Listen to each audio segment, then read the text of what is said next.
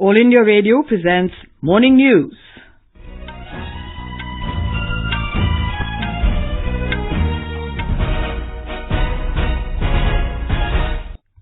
Good morning, I'm Gurmala Kapoor. The headlines. Government says it has no intention to impose any language on any region under the new National Education Policy. Himachal Pradesh government decides to provide 10% reservation to economically weaker sections among general category. Centre shortlists 5 cities, Delhi, Shimla, Mysore, Ahmedabad and Ranchi to hold national program of International Yoga Day.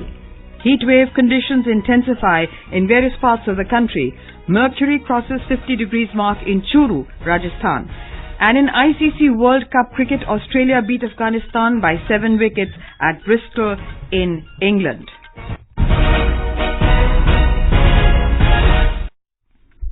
The centre has clarified that it has not taken any decision on the 3-language system as suggested in the draft new education policy prepared by a panel headed by eminent scientist K. Kasturirangan. In a statement issued yesterday, the Human Resource Development Ministry said this is a draft policy submitted by the committee and is placed for the views of the general public. The HRD Ministry said the final decision will be taken after consulting state governments and getting a feedback from the public.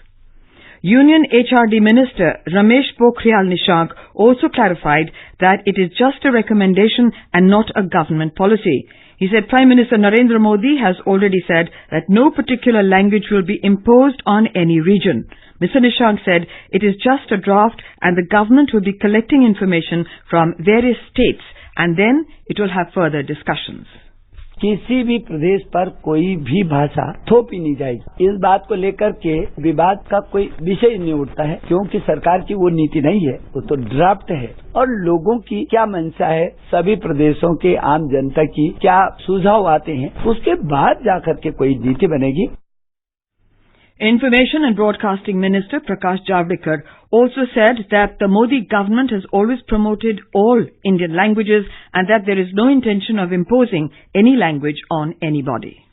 The Committee on New Education Policy has submitted its report. Government has not taken any decision on it, and therefore the misunderstanding that government has decided the new policy, that is not true. After we get public feedback, then only it will come before government. And more importantly, Modi government has always promoted all Indian language. There is no intention of imposing any language on anybody. The committee, led by former ISRO chief K. Kasturirangan, submitted the draft education policy to the HRD minister on Friday. The panel was constituted by Mr. Javadekar when he was the HRD minister in the previous government. The Himachal Pradesh government has decided to provide 10% reservation to the economically weaker sections among the general category. The decision was taken at a cabinet meeting held in Shimla under the chairmanship of Chief Minister Jairam Thakur yesterday. It was decided that reservation will be given in all category of posts in the government sector. The benefit would be given to those candidates whose family gross income is below Rs 4 lakh and were not covered under the existing scheme of reservations for scheduled castes, scheduled tribes and other backward classes. The cabinet also gave its notes to implement Mukhyamantri Roshni Yojana, under which 17,550 free electricity connection will be provided to poor families during the current financial year. Cabinet gave its approval for Himachal Pradesh Industry Investment Policy 2019 as well. To encourage employment to bona fide Himachalis, cash incentives will also be provided to units employing more than 80% Himachalis in their units and service sectors. Sanjeev Sundaryal, AIR News, Shimla. Bihar Chief Minister Nitish Kumar will expand his cabinet today. The posts of 3 ministers have fallen vacant following their resignation. Rajiv Ranjan Singh, Pashupati Kumar Paras and Dinesh Chandra Yadav resigned from the post of ministers after being elected as Lok Sabha MPs in the recent polls. Telangana celebrates its Formation Day today. Telangana came into being this day in 2014 and the state celebrates the event every year as a public festival. Chief Minister K. Chandrasekhar Rao will hoist the national flag at a ceremonial program to be held at the public gardens in Hyderabad. Government officials have made elaborate arrangements for the event. The celebrations will also be held at all constitutional bodies, government offices and public places across the state. NCP President Sharad Pawar has dismissed speculation that his party is likely to merge with the Congress.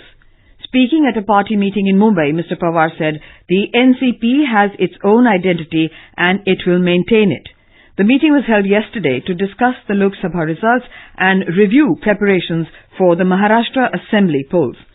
The speculation about a possible merger had begun after Congress chief Rahul Gandhi met Mr. Pawar in Delhi after the Lok Sabha results. Senior NCP leader Ganesh Naik told reporters that a constituency-wise review was conducted in the party meeting. The Election Commission has described reports about ghost voters in the Lok Sabha polls as incorrect, saying that the claims were based on the provisional turnout data uploaded on its website. In a statement, the poll body said the provisional voter turnout data reported on the Commission's website is only the tentative number of voters and not the final numbers. The clarification was in response to allegations that there was a discrepancy in the total turnout and the actual number of electors in some states during the 2019 Lok Sabha elections. The poll body said 2 categories of votes are counted to arrive at the final result: those polled in electronic voting machines and those that are collected through postal ballots from service voters and also from the personnel deployed for poll duties who are outside their constituencies.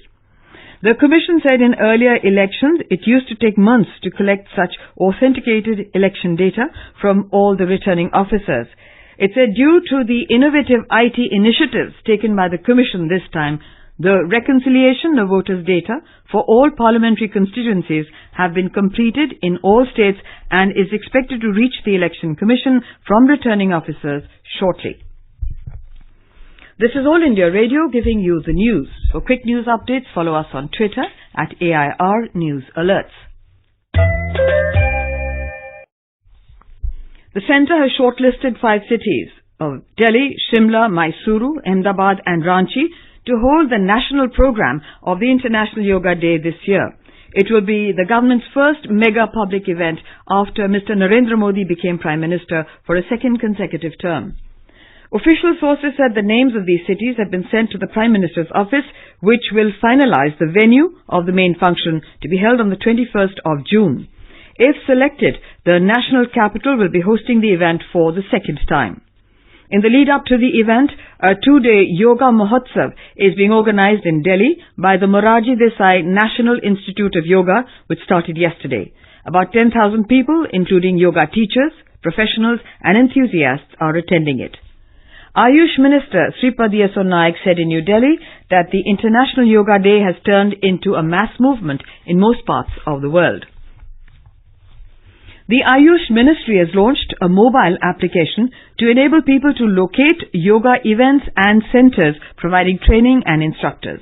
The mobile app was launched ahead of the International Yoga Day on the 21st of June. According to a senior official of the Ayush Ministry, Yoga Locator is a map-based location app which will also enable yoga instructors to register themselves and reach out to a large number of people. The official said that the Yoga Locator app will help people locate yoga centers as well as yoga instructors within the preferred radius of their vicinity. Heat wave conditions have further intensified in many parts of the country as the mercury crossed the 50-degree mark in Rajasthan's Churu. More from our correspondent. Yesterday, Churu was hottest place in the country and third hottest place in the world. Last time Churu saw its maximum temperature exceeding 50 degrees Celsius was on 19 May 2016, when a maximum temperature 50.2 degrees Celsius was recorded. Border districts of the state are also facing immense heat. Mercury was recorded 50 degrees Celsius in Ramgarh of Jaisalmer district and 49 degrees Celsius in Sri Ganganagar. Arrangements have been made there to protect Jawans of BSF from heat. Met Department has said that there is no chance to get relief from summer and heat wave in coming days too. Jitendra Dwivedi, EIR News, Jaipur. The national capital Delhi recorded a maximum of 46.1 degrees Celsius. The heat wave conditions are likely to persist for the next 3 days. In Punjab and Haryana also, Narnaul sizzled at 47.2 degrees Celsius. Hisar experienced a blistering 45.6 degrees Celsius. In Punjab, the mercury touched 45.7 degrees in Amritsar, while Chandigarh sizzled at 42.4 degrees. In Himachal Pradesh, at least 4 places recorded maximum temperatures in excess of 40 degrees Celsius. The hottest place in the state was Una at 44.9. However, the capital Shimla and some other parts of the state got some relief from the scorching heat as thunder showers accompanied with gusty winds came towards the evening. In Jammu and Kashmir, the city of Jammu recorded a maximum of 43.6 degrees. In Uttar Pradesh, the highest maximum temperature was recorded in Banda at 48.4 degrees Celsius. The heat wave condition continued to prevail in the western part of Odisha, while the coastal region encountered high humidity levels. Jharsuguda in the western region of the state recorded a temperature of 42.6 degrees Celsius. Maximum temperatures were markedly above normal at many places over central Maharashtra, East Madhya Pradesh and North Interior Karnataka and Kerala. In Madhya Pradesh, the state government is going to implement the right to water to ensure availability of water to the people of the state for the whole year. Our correspondent reports that under the initiative, the government will provide a pre-decided quantity of water to each family.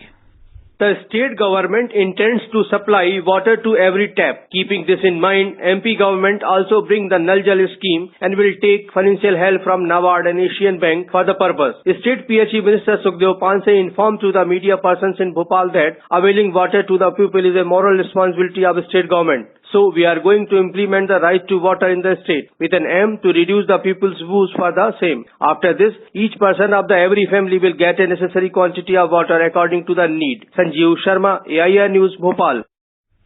The Elephanta Festival of Art and Culture kicked off at the iconic Gateway of India in Mumbai yesterday. The gala event is organized on the Elephanta Island. A number of noted singers and other artists will perform and give live demonstrations on the occasion. Inaugurating the festival, State Tourism Minister Jaikumar Rawal said the government was committed to boosting tourism in all possible ways.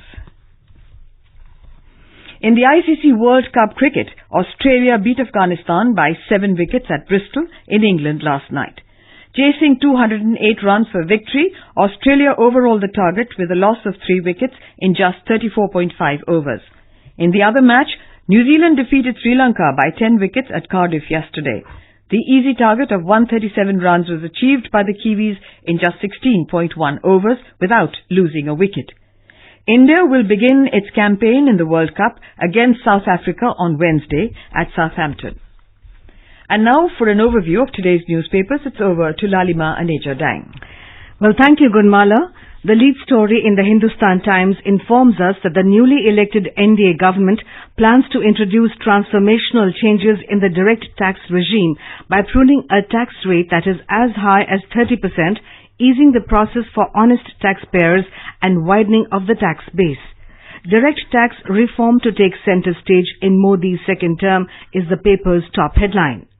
Regarding the Goods and Services Tax, GST, introduced during the NDA's first term, Business Standard reports that GST collection crossed 1 trillion rupees for a third straight month in May, posting an over 6% growth. US ends India's benefits under select trade list from June 5 is the lead story in the Indian Express. After a month of uncertainty, US President Trump terminated India's benefits, which provided preferential duty-free access to $6 billion worth of products exported to the US. And finally, the Times of India tells us that in a radical move, a few months before the assembly elections in Delhi, the Aam Aadmi Party government is planning to make travelling in buses and metro free for women. And with that, it's back to you, Gunmala. Thank you, Lalima. And now, before we end the bulletin, the headlines once again. Government says it has no intention to impose any language on any region under the new National Education Policy. Himachal Pradesh government decides to provide 10% reservation to economically weaker sections among the general category. Centre shortlists 5 cities, Delhi, Shimla, Mysore, Ahmedabad and Ranchi, to hold a national program of International Yoga Day. Heat wave conditions intensify in various parts of the country. Mercury crosses the 50-degree mark in Churu in Rajasthan. And in ICC World Cup Cricket, Australia beat Afghanistan by 7 wickets at Bristol in England. And with that we end the morning news. Have a nice day.